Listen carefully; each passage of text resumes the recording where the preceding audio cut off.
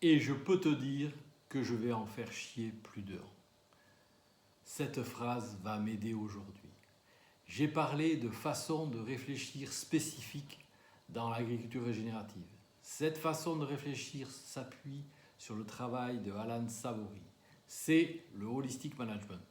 Dans Holistic Management, il y a management, c'est-à-dire prise de décision.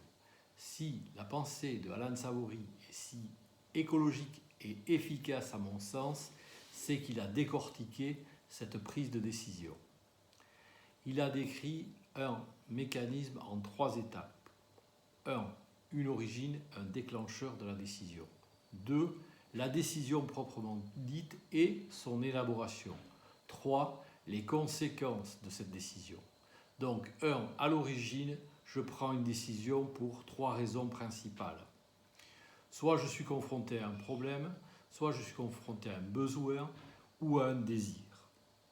Si donc ensuite je vais élaborer une décision qui va me permettre soit de résoudre un problème, soit de répondre à un besoin, soit d'assouvir un désir.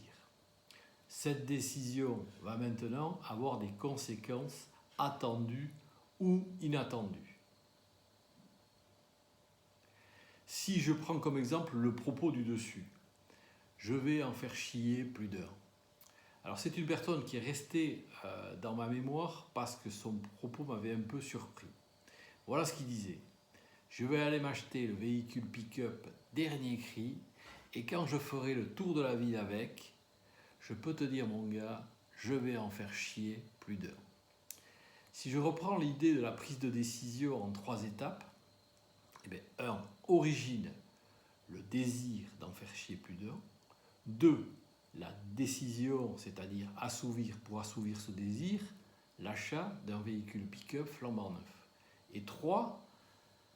Troisième volet de la prise de décision, conséquence attendue de la décision, mais au niveau social, en faire chier plus d'un, ce qui veut dire exacerber la jalousie et stimuler la rancœur.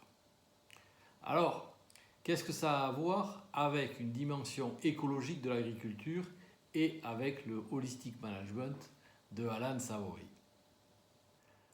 Je vais prendre des décisions par exemple dans un environnement désertifié. Donc, origine de la décision, problème de désertification. Et ces décisions vont avoir des conséquences. Est-ce que je peux espérer des conséquences favorables au retour de la vie, favorables à la rétention d'eau dans le sol, favorables au retour de la fertilité? On retrouve ici le même schéma décisionnel en fait. D'un point de vue écologique plus général, c'est pareil. Je vais prendre des décisions en tant qu'être humain. Est-ce qu'elles auront des conséquences favorables sur mon environnement, favorables sur le changement climatique, favorables sur le monde que je prépare pour les générations futures? Voilà, ici aussi c'est le même principe. Cette façon de réfléchir régénérative nous fait mettre l'accent sur les conséquences de nos décisions, toutes les conséquences de nos décisions. C'est ça qui fait qu'on peut se remettre en route, être plus efficace, changer de cap éventuellement si ces conséquences attendues ou inattendues ne nous plaisent pas. Je peux te dire mon gars, je vais en faire chier plus d'un.